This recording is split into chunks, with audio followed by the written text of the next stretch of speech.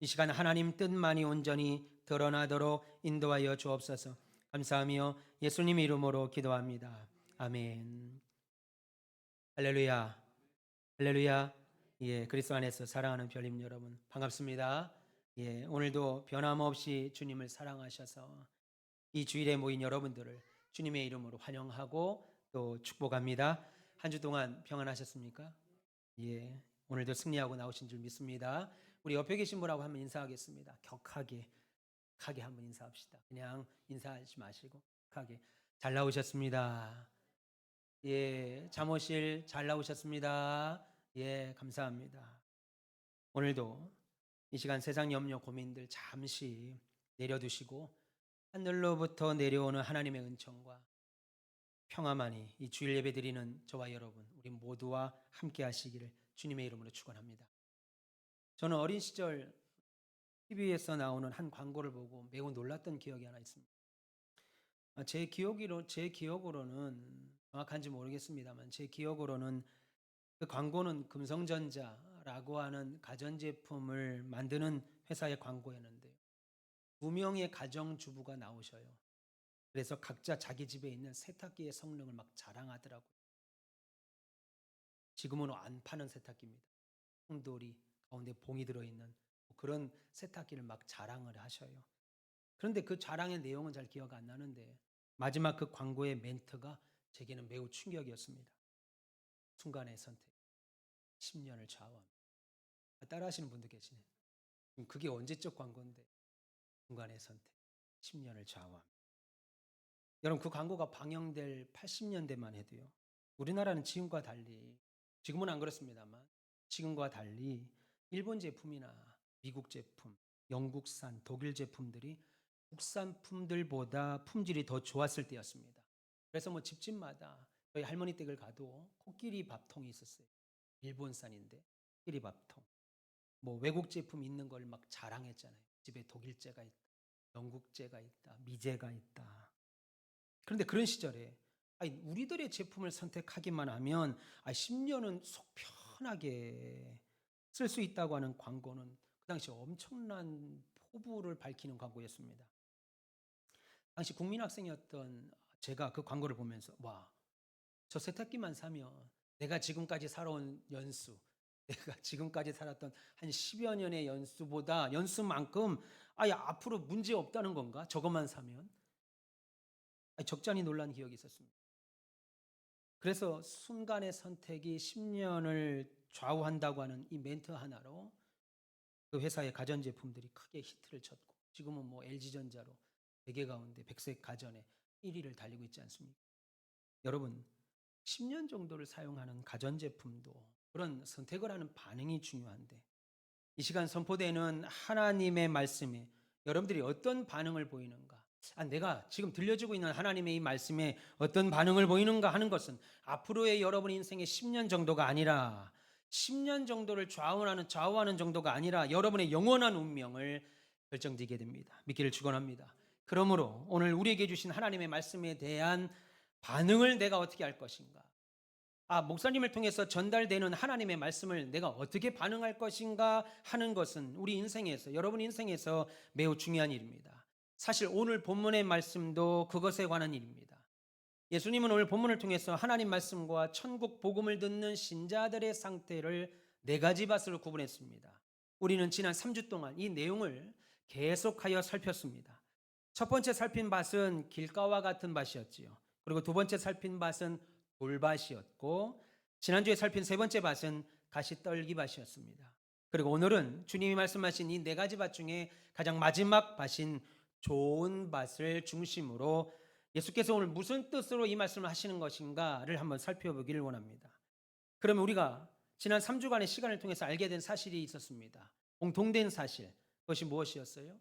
그것은 농부가 뿌린 씨는 길가에도 떨어지고 흙이 얇은 바위 위에도 떨어지고 때로는 잡초들이 무성한 가시떨기 밭에도 떨어진다는 사실이었습니다. 그러나 감사한 것은 그 씨가 모두가 다 길과 같은 밭 혹은 돌밭 같은 밭 혹은 잡초가 무성한 가시떨기 밭에만 모든 씨가 떨어지는 것이 아니고 좋은 땅에도 떨어진다라고 하는 것입니다. 아마도 모든 농부는 내가 지금 뿌리는 씨가, 내가 지금 경작하려 뿌리는 씨들이 다 좋은 밭에 떨어지기를 원할 겁니다. 그러면 오늘 본문 말씀을 통해서 말씀을 듣고 지키어 결실하는 밭이라고 하는 제목으로 하나님 말씀을 선포할 때 우리 모두 착하고 좋은 밭들 되시어서 기쁨으로 풍성한 열매 맺으시기를 주님의 이름으로 축원합니다.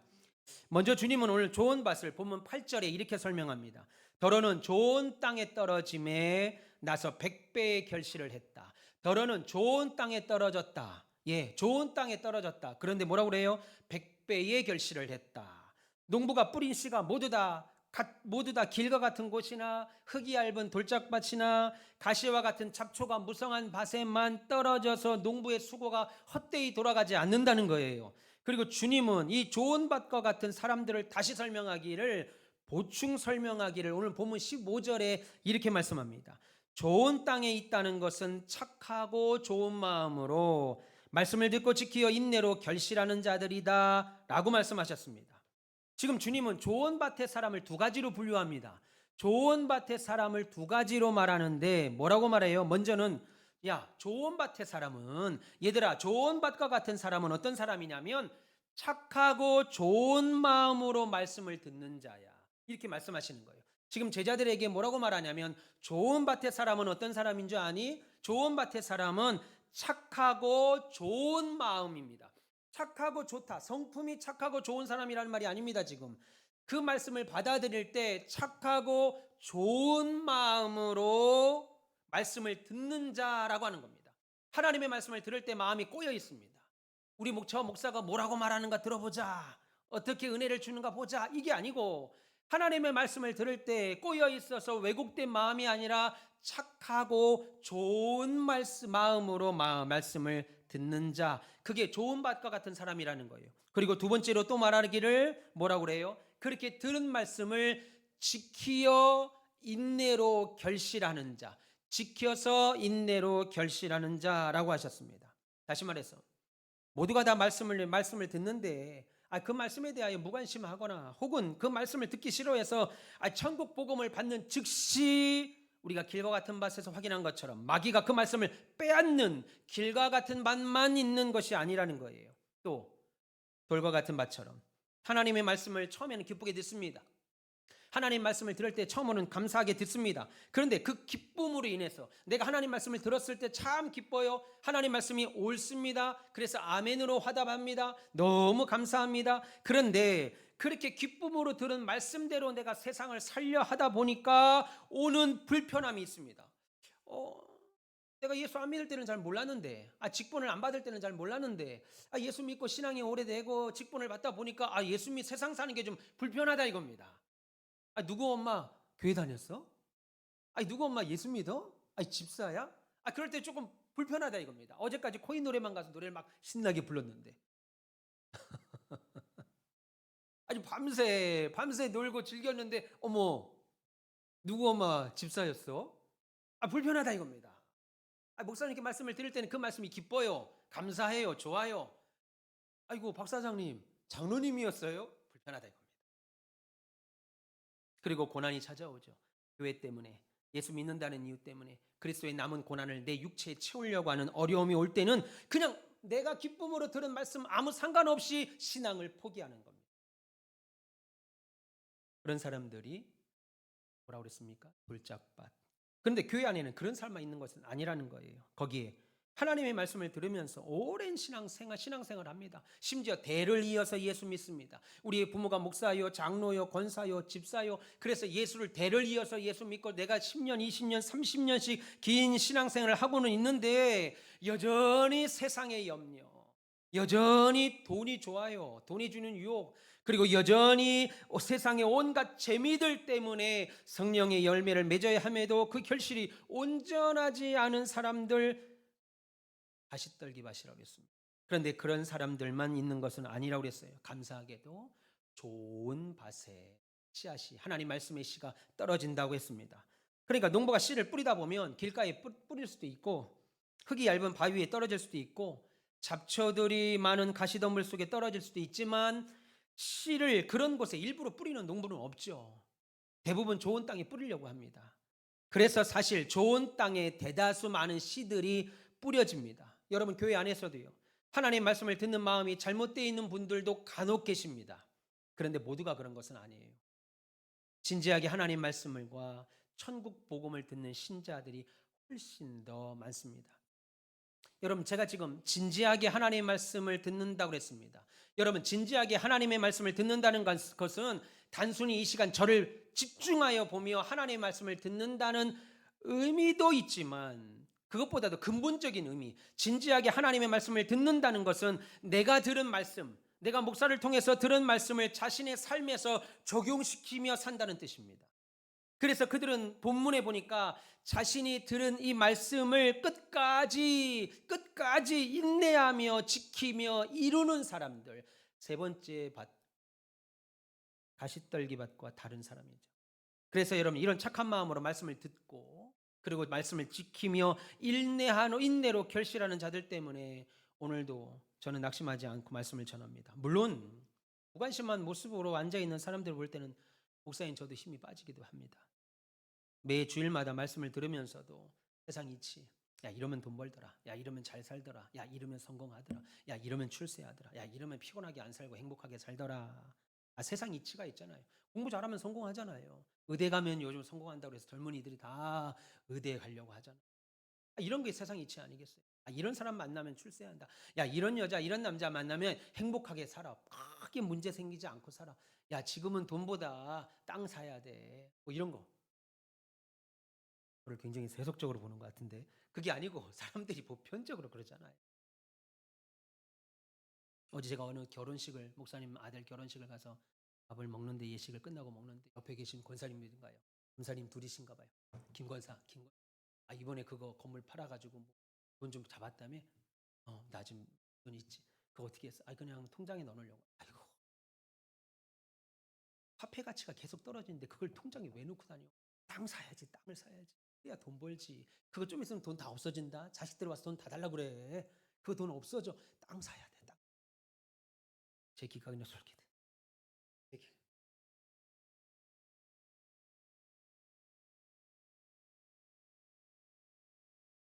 세상 이치와 방법 따라 살아간 신자들 만나 기원을 잃기도 합니다. 거기에 강단에서 제가 힘있게 하나님 말씀을 외치면 다 알아듣는 것 같아요. 아무 문제 없는 것 같은데 결정적인 순간 편안한 것과 옳은 것 사이에서 신자로서 옳은 일을 선택해야 될 순간이 올 때 세상의 염려, 돈의 유혹, 그 다음에 세상을 너무 사랑해서 빠져드는 사람들을 볼 때 개인적으로 제가 이 일을 하라고 하나님께 부름받은 목사지만 때로 너무나도 마음이 아플 때가 있습니다. 그런데 오늘 예수님께서 말씀하신 이 네 번째 땅인 좋은 밭에 대한 이 말씀은 낙심 중에 있는 목사나 열심히 그리고 바르게 신앙생활을 하는 신자들을 향하여 격려하시는 말씀입니다. 왜요? 오늘 뭐라고 그랬습니까? 좋은 땅에 떨어짐에 나서 100배의 결실을 하였다. 주님이 이 시간 나온 저와 여러분 우리 모두를 이 말씀으로 위로하고 계신 줄 믿습니다. 오늘 보면은 이 시간 하나님 말씀을 설교하는 저를 격려함과 동시에 지금 하나님 말씀을 진지하게 듣고 있는 이 시간에 나와서 하나님의 말씀을 천국 복음을 진지하게 듣고 있는 여러분들에게 주시는 위로의 말씀이기 때문입니다. 그러면 내가 사랑하는 여러분들은 누구의 말을 듣기 위해서 이 시간 설교를 들으십니까? 당연히 하나님의 말씀, 당연히 천국 복음을 듣기 위해서 설교를 듣고 계십니다. 그럼 다시 한번 묻겠습니다. 그러면 왜 여러분들은 하나님의 말씀을 듣는 겁니까? 왜 여러분들은 하나님의 말씀을 들으셔요? 이건 매우 중요한 질문입니다. 여러분 교회 나와서 나는 어떤 말씀을 듣고 있는가? 이것이 하나님의 말씀이다 라고 확신하시면 그러면 나는 어떤 마음으로 듣고 있는가? 왜요? 오늘 좋은 땅의 비유는 우리가 이 시간 예배 시간 교회에 나와서 하나님의 말씀을 듣는 목적이 무엇인지를 말씀하고 있습니다. 오늘 본문 15절을 다시 보시면 좋은 땅에 있다는 것은 착하고 좋은 마음으로 말씀을 듣고 지키어 인내로 결실하는 자. 다시 말해 우리가 하나님 말씀을 듣는 이유는 지키기 위해서입니다. 그 말씀대로 살기 위해서예요. 여러분 말씀과 강의는 다릅니다. 학교에서 선생님들이 하는 강의, 교수님들이 하는 강의는 학생들이 그 강의대로 살지 않아도 상관없습니다. 그렇게 안 한다고 해서 그것을 뭐라 할 사람이 없어요. 다만 말씀은 설교는 그것이 아닙니다. 목사님이 하는 말씀을 듣고 그렇구나. 라고 버려버리는 것이 아니라 그 말씀을 지키는데 설교 듣는 목적이 있다라는 거예요. 다시 말해서 우리가 하나님 말씀을 듣는 이유는 지키기 위해서, 우리 삶 속에 이 말씀을 적용하고 그래서 그리스도인답게 행동에 변화를 가져오기 위해서입니다. 단순히 교회 나오는 것이 아니라 말씀을 들었으면, 그래서 그리스도인이 됐으면 그 말씀대로 변화되는 삶을 가져오기 위하여 우리가 말씀을 듣지요. 한 예로 우리는 2주 전에 추수감사절을 지켰습니다. 여러분, 대다수는 농사 짓지 않죠. 그래서 우리가 거둔 추수물 가지고, 우리가 거둔 쌀 가지고, 과일 가지고 하나님께 감사하는 추수절을 지키지 않습니다. 그러면 우리는 어떤 마음으로 2주 전에 추수감사절을 지켰어요? 오히려 우리는 추수감사절을 지난 1년 2023년 한 해를 돌아보면서 지난 1년간 나를 어떻게 인도하셨고, 우리 가정을 어떻게 보호하셨고, 우리 자녀들에게 어떻게 복 주신 하나님 걸 생각하고 감사하는 절기로 지켰습니다. 물론 삶이 힘들고 어려운 중에도 감사하며 살아가는 사람들도 있습니다. 그러나 어떤 사람은 조금만 힘들고 내 마음에 내키지 않으면 어때요? 불평하고 남 탓하며 살아갑니다. 그래서 현대인의 특징에 대하여 주님께서 아주 오래전에 미리 전에 말씀하신 것이 있는데, 그 중에 하나가 디모데후서 3장 2절에 이렇게 말씀합니다. 말세가 되면 감사하지 아니한다. 말세가 되면 감사하지 않는다. 디모데서 3장에는 말세가 되면 나타날 여러 징조들을 나열하고 있습니다. 말세가 되면은 세상 사람 가운데 사람들이 어떻게 될 것인가를 쭉 설명하고 있는데, 그 중에 하나가 사람들의 마음에 감사하는 마음이 사라진다는 거예요. 말세가 되면 사람들의 마음에 감사하는 마음, 하나님에 대한 감사도 없어지고, 부모에 대한 감사도 없어지고, 남편과 아내와 친구와 세상에 대하여 나라에 대한 관사가 없어지더라는 겁니다. 그럼에도 불구하고 성경은 왜 우리에게 감사하라고 말하는 겁니까? 왜 너희들은 항상 기뻐하고 쉬지 말고 기도하고 범사에 감사하라고 말하는 거예요? 사람들에게 감사가 사라진다는 것은 그들의 삶에 더 이상 하나님이 없다라는 거예요. 하나님으로 인한 기쁨과 행복보다는 더 이상 하나님을 기억하지 않으므로, 제자들이 예수님께 묻습니다. 왜 저들은 교회 안 나옵니까? 왜 저들은 우리 앞에 나오고 예수 앞에 나오지 않습니까? 하나님을 사랑하는 마음이 그 안에 없으니까 당연히 나올 수가 없지요. 하나님의 사랑하는, 하나님께 감사하는 마음이 사라지니까 하나님을 통한 기쁨과 감사보다는, 행복보다는 오히려 서로 불화하고 시기하고 원망하는 고통이 더 많아지기 때문에 저와 여러분들에게는 범사에 말세를 살면 감사의 마음이 사라지는데 범사에 감사하라 라고 말씀하신 거예요.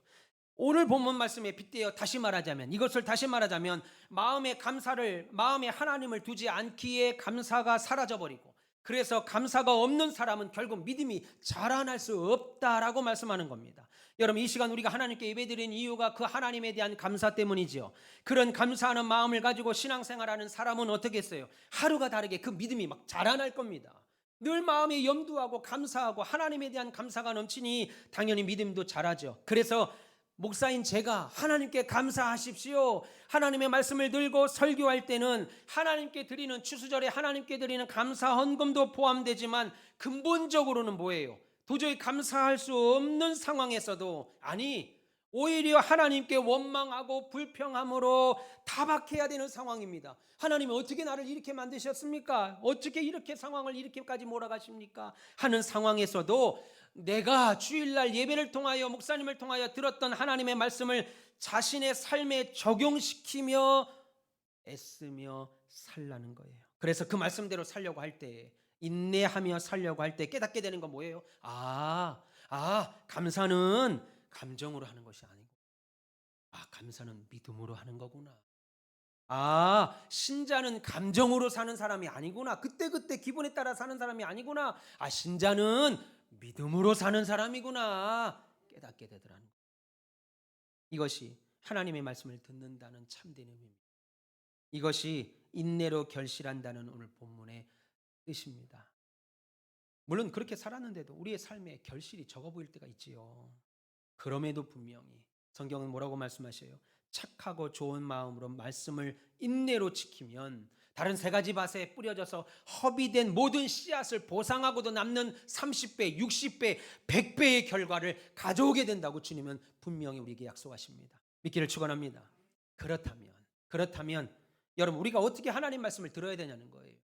우리가 여러분들이 이 말씀을 하나님의 말씀을 받았다면 어떻게 하나님 말씀을 들어야 되냐는 거예요. 그것은 들은 말씀을 여러분의 삶 속에 적용시키려고 하는 거룩한 열망이 있어야 됩니다. 기도하라. 말씀을 들었습니다. 그러면 피곤하죠. 새벽에 나오는 거 피곤합니다. 밤에 하나님 앞에 나와서 기도하는 거 어렵습니다. 그럼에도 불구하고 내 삶과 내 시간을 내 삶으로 컨트롤해서 하나님의 말씀, 내 기도하라라고 하는 하나님의 말씀을 내 삶에 적용시키려고 하는 거룩한 열망이 있으셔야 돼요. 여러분 자연스럽게 기도 안 나옵니다. 자연스럽게 기도되지 않습니다. 제가 늘 강조하죠. 고난 중에는 너무 낙심이 돼서 기도할 수 없어요. 즐겁잖아요? 하나님 안 찾습니다.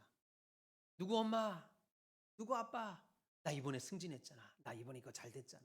엄마, 아버지, 야, 동생들 찾습니다. 이거 잘 됐잖아. 자랑하려고. 하나님 앞에 나오지 않아요. 그래서 여러분 기도는 훈련돼야 돼요. 훈련이 돼야 어려운 낙심이 찾아올 때도 기도할 수 있고요. 즐거울 때도 하나님 앞에 기도할 수 있는 줄 믿습니다. 그래서 여러분 들은 말씀을 여러분의 삶에 적용시키려고 하는 거룩한 열망이 있으셔야 돼요. 설교가 예배 시간에 들어있는 하나의 순서가 아니고 예배 시간 안에 순서가 여러 가지 쭉 나열되어 있는데 그 중에 하나가 설교가 아니고 정말 하나님 말씀을 들을 때 그 말씀대로 살고 싶은 거룩한 열망이 있으셔야 돼요. 내가 하나님 말씀대로 한번 살아보자. 그래, 하나님 말씀대로 살아보자. 이런 거룩한 열망을 가져야 돼요. 그렇지 않으면요, 여러분들뿐 아니라 저를 포함해서 우리 모두가 지난 3주 동안 살펴본 세 가지 밭에 떨어지고 맙니다. 그래서 성경의 말씀대로 착하고 좋은 마음으로 하나님 말씀을 듣는다는 것은 거룩한 열정을 가지셔서 하나님 말씀을 듣고 지키는 자를 가리키는 거예요. 거룩한 열정으로 하나님 말씀을 듣습니다. 그리고 그 말씀을 내가 지키려고 노력하는 사람들을 가리켜요. 그러니까 이 시간에 제 설교를 진지하게 듣기만 한다고 말씀을 듣는 것이 아니라는 겁니다. 들으면서 맞아 우리 목사님 설교는 참 은혜스러워, 이렇게 여러분이 기뻐했다고 하셔서 하도, 또는 우리 목사님, 이 목사님 말씀은 재미있고 참 들을만하다 라고 여러분들의 어떤 지적 동의가 일어났다고 해도 여러분의 삶이 하나님이 원하시는 모습으로 바뀌는 것은 아닙니다. 심지어 말씀을 듣고 한동안 여러분이 그 말씀대로 산다 하더라도 결실이 보장되는 것도 아니에요. 끝까지 인내해야만 결실하게 됩니다.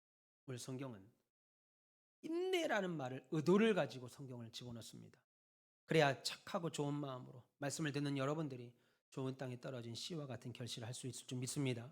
여러분들은 지금 무슨 생각, 어떤 목적 가지고 말씀을 들으셔요? 예배 시간 한 순서로 듣고 계십니까? 아니면 단순히 성경 지식의 깨달음이나 지적 동의를 위해서, 지적 만족을 위해서 설교를 듣습니까? 이 목사님 설교 참 좋으네. 이 목사님 설교 참 논리적으로 잘하네. 아니면 좋은 말씀 듣고 복 받기 위해서 교회 나오십니까? 여러분들만큼은 듣고 지키기 위하여 말씀 앞에 나오시길 바랍니다. 꼭 여러분들만큼은 하나님의 말씀을 듣고 지키기 위해서 말씀 앞에 나오시길 바랍니다. 그래서 결실하셔요. 그래서 여러분 삶 가운데 풍성한 열매 있길 바랍니다.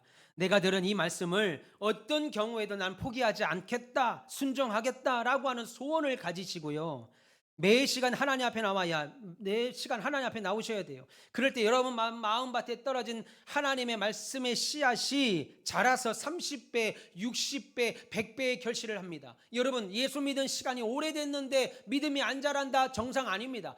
목사님 예수 믿는 게 다 그렇지요 뭐. 집사님 예수 믿는 게 다 그런 거야.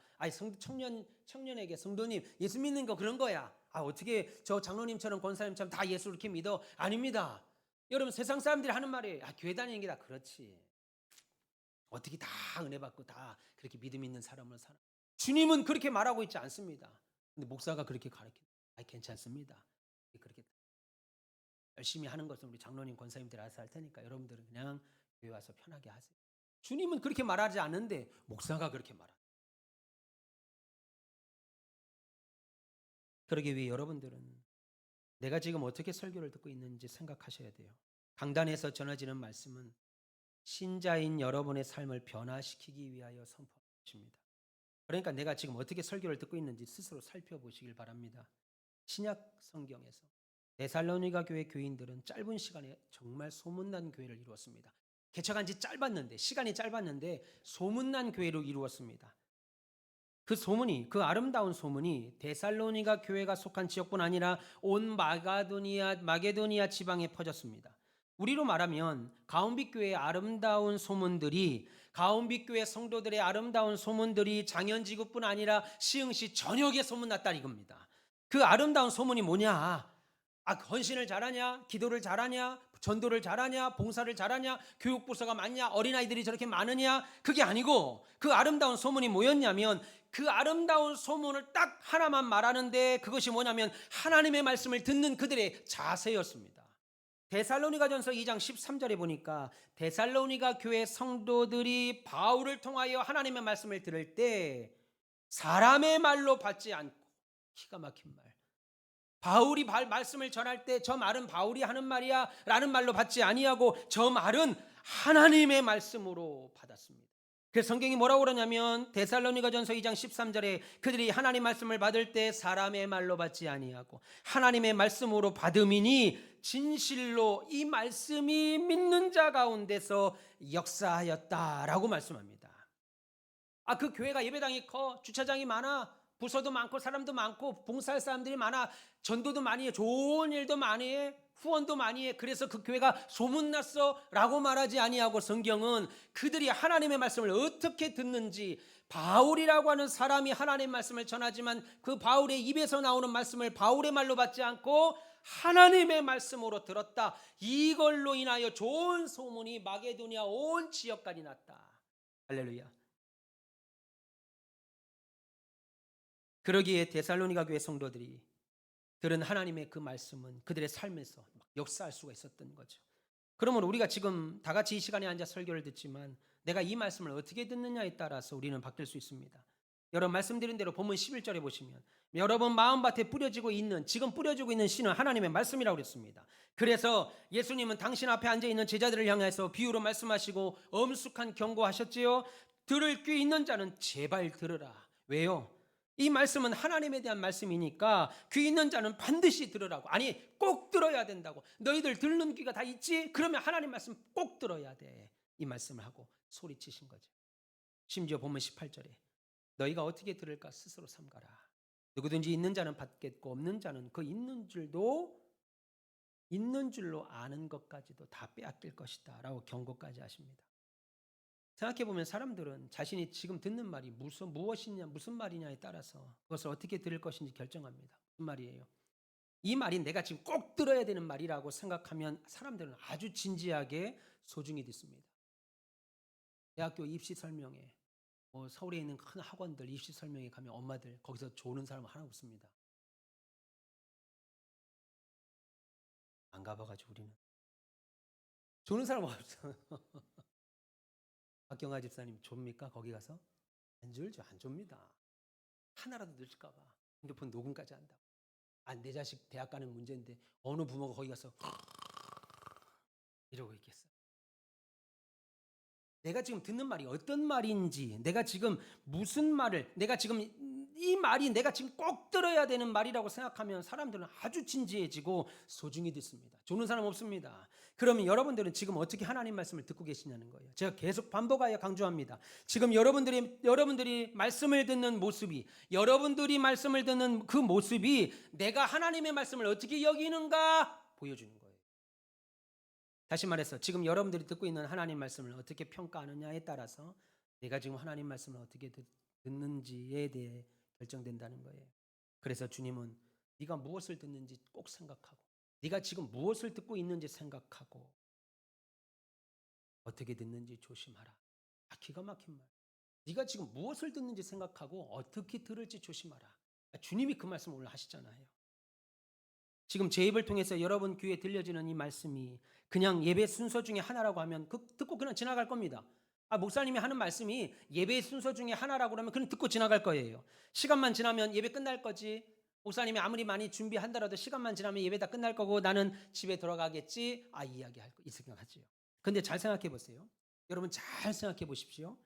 만약 여러분들이 듣는 지금 듣고 있는 이 말씀이 하나님의 말씀이라고 진짜 하나님의 말씀이라고 생각하면 간단히 넘겨둘 수 없죠. 다시 한번 생각해 보세요.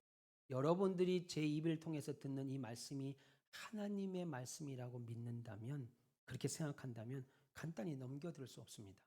지금 내가 듣는 설교를 어떻게 듣느냐에 따라서 여러분들의 오늘 내일의 삶이 결정된다고 믿는다면 이 말씀은 허투루 들을 수 없지요. 여러분들이 교회 나와서 듣는 말씀은 하나님의 말씀입니다. 그래서 여러분이 듣는 말씀을 하나님의 말씀으로 여기면 삶이 바뀔 수가 있습니다. 그런데 사실 대다수의 성도들은 설교를 하나님의 말씀을 들으려고 안 해요. 설교를 하나님의 말씀으로 들으려고 하지 않습니다. 왜요? 목사의 설교를 하나님의 말씀으로 여긴다는 건 매우 부담스러운 일 아니겠어요? 아닙니까? 하나님의 말씀이다. 목사의 설교가 하나님의 말씀이다. 야, 이거만큼 부담스러운 일이 어디 있어요? 아니, 그렇게 생각해 본 적이 없는데. 왜요? 만약 이 시간에 여기 서 있는 저를 통해 듣고 있는 이 말씀이 하나님께서 여러분들에게 하시는 말씀이라고 믿는다면 그 말씀을 그렇게 듣고 있을 수 없죠. 그렇게 쉽게 예배 자리를 털고 일어날 수 없습니다. 의자에서 일어남과 동시에 그 말씀 싹 다 싸그리 다 잊어버릴 수 없어요. 그래서 사실 성도들이 하나님 말씀을 듣는다고 교회 나오지만요, 실제로는 하나님 말씀을 들으려고 하지 않습니다. 그냥 설교는 담임 목사의 종교적인 이야기, 하나의 신학적인 강의, 하나의 신학적인 교훈, 으릉으로만 생각합니다. 그렇게 하려는 것은요, 하나님 말씀을 들을 때 느끼는 부담감을 안 가지려고 그러는 거예요. 그런데 여러분, 목사인 저의 인간적인 좋은 말이 이 시간 나온 여러분들에게 무슨 유익이 있겠어요? 제가 아는 종교적인 이야기나 제가 배운 신학적 깊이와 소양이 어떻게 여러분들을 돕겠습니까? 만약 여러분들이 제가 무슨 말을 하든지, 설교를 통해서 어떤 말을 하든지, 그건 목사님의 의견에 불과하고요, 그건 목사님이 그렇게 생각하시는 거고, 요즘 말로 그건 님 생각이고, 그러면 여러분들은 한순간에 제 설교를 무시할 수 있습니다. 또한 제 설교가 여러분의 이익과 딱 대치됩니다. 하나님은 그렇게 하라고 하셨습니다 라고 하는데 내가 목사님 설교를 들어보니까 내 이익과 딱 대치된다 이겁니다. 그러면 어떻게 해요? 듣지 않을 수도 있죠. 거부, 안 들어. 심지어 목사의 말이 옳은 줄 압니다. 목사님이 저 말이 옳아요. 그렇게 살아야 돼요. 그것이 하나님의 뜻이에요. 옳은 줄 알아도 내 생각과 다르다면, 그것이 제가 설교하는 이 설교가 하나님의 말씀이라고 생각하지 않게 되면, 옳은 줄 알아도, 목사가 지금 하는 이 말이 옳은 줄 알아도 내 생각과 다르다고 생각하면 무시하게 될 겁니다. 우리 사촌 어르신 중에 한 분이 부천에서 아주 큰 교회를 다니십니다. 그 목사님이 은퇴를 하시고 후임으로 젊은 목사님이 오셨어요. 우리 사촌 어르신이 나이가 많으시니까 그 젊은 목사님이 열정적으로 복음을 전하셨나 봐요. 근데 저한테 조카가 목회를 하니까 저한테 오셨어요. 있잖아, 우리 교회 큰 교회인 거 알잖아. 근데 새로 목사님이 오셨어. 젊은 목사님이 오셨는데 이 양반이 늙은 나를 앉혀놓고 우리들을 앉혀놓고 어찌나 뜨겁게 설교하든지 보기 안 좋더라. 조카님은 그러지 마. 혼자 다 아는 것처럼 그러지 마. 무슨 말이에요? 목사 입에서 나오는 하나님의 말씀을 하나님의 말씀으로 받지 않고 사람의 말로 받으니까, 인생 경험이 내가 너보다 훨씬 많이 된 것 같은데, 내 나이가 지금 80을 다 바라보는데 이제 40 간 넘은 담임 목사가 인생을 논하니 보기 안 좋더라. 조카님 그러지 마.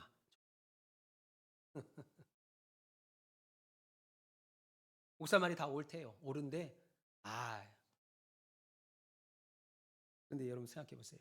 지금 매 주일마다 제가 제 입으로 듣는 이 말씀이 온 세상을 창조하신 우리의 왕이시고 저와 여러분의 아버지 되신 하나님의 말씀으로 믿는다면 쉽게 거부할 수 없어요. 쉽게 못 들어요.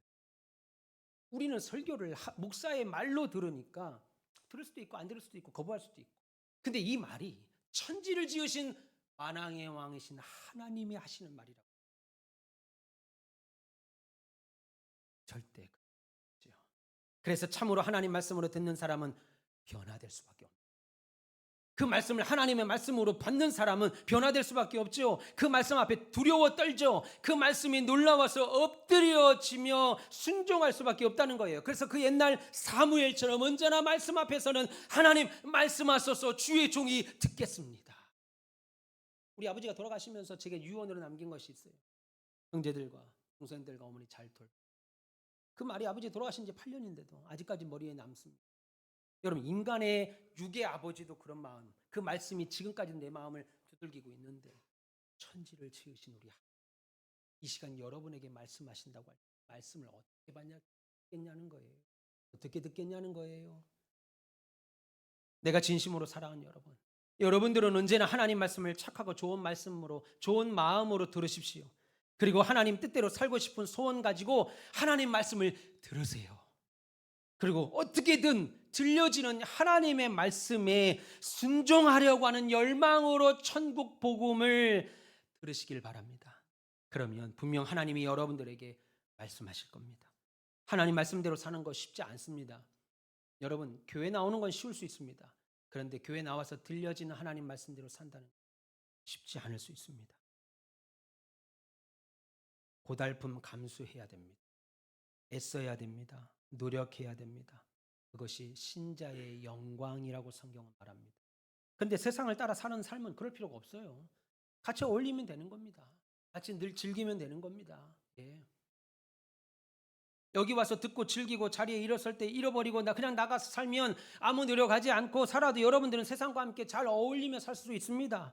그러나 그것은 반드시 멸망이다. 성경은 그렇게 말하죠. 하나님을 향해 나아가는 길에는 반드시 세상의 시험들이 있습니다.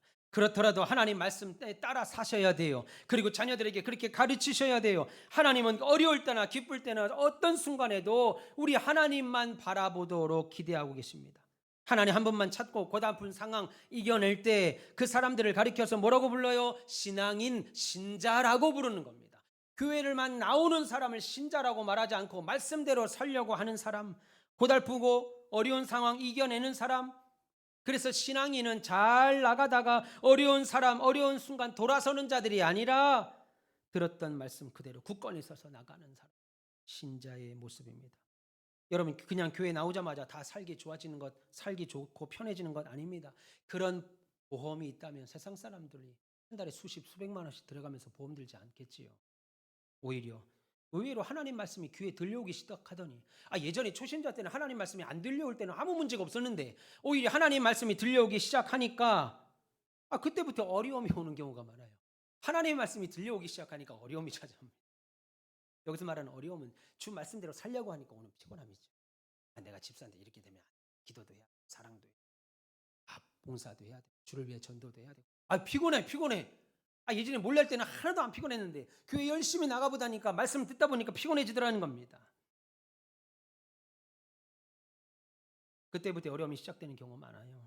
그래서 세상 염려가 우리에게 닥칠 때 무엇이 필요하냐면요, 돈이 아니고 건강이 아니고 여러분의 믿음이 필요할 때, 그때야말로 진짜 여러분의 믿음이 필요합니다. 우리의 생각대로, 우리 판단대로 다 된다면야 뭐 그리 신앙생활 하기 어렵겠어요. 신앙인은, 신자들은 역경에서 하나님 바라볼 수 있는 눈을 가지셔야 돼요. 다시 말씀드립니다. 좋은 땅에 떨어진 씨는 착한 마음으로 하나님 말씀을 지켜서 끝까지 인내하는 자에게 주시는 축복입니다. 그럴 때 30, 60, 100배로 결실하는 줄 믿습니다. 예수님이 이 땅에 다시 오셔서 저와 여러분의 삶을 평가하시는 그날까지 하나님 말씀을 붙드는 이들에게 이 축복을 약속하고 있다는 것을 믿기를 축원합니다. 사랑하는 가오미스 별님 여러분, 살면서 자주자주 나는 이 네 가지 종류의 밭, 네 가지 종류의 사람들 가운데 어디에 속하는지 살펴보셔야 돼요. 날마다 하나님 말씀을 순종하고 싶은 거룩한 소원을 가지고 하나님 앞에 나오십시오. 그냥 나오는 것이 아니라 나는 오늘 왜 교회에 가지? 나는 왜 오늘 하나님 말씀을 듣지? 생각하셔야 됩니다. 그런 신자들이 모인 자리에 하나님은 말씀하시기를 기뻐하신다고요. 기적이 일어난다고요. 부흥이 일어난다고요. 들으려고 하지 않는 곳에는 하나님이 말씀하시는 것을 멈춥니다. 하나님 말씀을 듣는 것은 순종하기 위해서 듣는 거예요. 착한 마음으로 그 말씀을 받아들여 그 말씀대로 살고 싶은 소원 가운데 왜 나오십시오.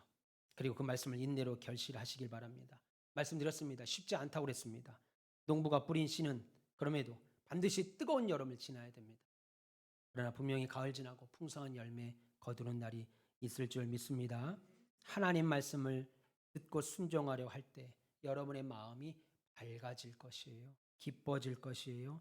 다른 사람은 말씀 듣고 아멘하고 기뻐 뜀뛰는데 왜 나는 그런 마음이 없지? 말씀을 듣고 착한 마음으로 듣고 지키면 동일한 말씀, 참 기쁨이 샘솟을 겁니다. 여러분, 말씀이 여러분 마음을 다스리게 하십시오. 쉽지 않은 일입니다. 이 시간 예배하는 여러분들은 한 분도 빠짐없이 인내로 결실하는 복된 밭들 되시길 바랍니다. 그래서 여러분들만이라도 제발 교회를 선택할 때 예배당이 큰지, 예배드리는 사람의 숫자는 많은지, 우리 자녀들을 기쁘게 해줄 교사나 부서는 많은지, 이 교회가 행사는 많이 하는지, 나를 편안하게 하는 일들을 많이 하고 있는지, 얘 먼저 관심 갖는 것이 아니고 교회가 바른 말씀을 전하고 있는 게 먼저 관심을 가지. 여러분, 교회가 주차장이 많은 것은 여러분 영혼에 아무 유익이 없습니다. 영혼을 움직이지 않아요. 그러나 여러분이 어떤 말씀을 듣는가에 따라서 그 말씀으로 여러분의 영혼이 변화되고 분명히 결정집니다. 그리고 동일하게 저를 위해서도 바른 말씀 전할 수 있도록 기도해 주시면 좋겠습니다. 여러분, 이것이 여러분의 영혼과 직접적인 연관이 있습니다. 그리고 그 풍성한 열매들이 오늘 이 하나님의 말씀을 듣는 여러분들과 우리 가온빛 교회의 것 되시길 바랍니다. 그래서 여러분의 생각을 좀 바꾸세요. 말씀을 대하는 태도도 바꾸시고 말씀으로 결실하여 인내하여 얻어내겠다라고 하는 생각을 늘 품으셔서 그 말씀으로 찾아오시는 주님의 위로와 기억과 기쁨을 날마다 체험하시는 저와 여러분 모두 되시기를 주님의 이름으로 축원합니다. 기도하겠습니다. 하나님 감사합니다. 사랑하는 주님, 오늘 4가지 밭 중에 마지막으로 좋은 밭에 대하여 말씀을 나누었습니다. 이 좋은 밭은 착하고 좋은 마음으로 말씀을 듣고 지키어 결국은 30, 60, 100배의 결실을 하는 밭이라고 말씀했습니다. 우리는 착하고 좋은 마음 몰랐고 말씀을 듣고 인내로 지키는 것 싫어했고 그냥 30, 60, 100배의 열매를 거두기만 원했으나 주님, 그렇게 하기 위하여 어찌 살아야 되는지 배웠습니다.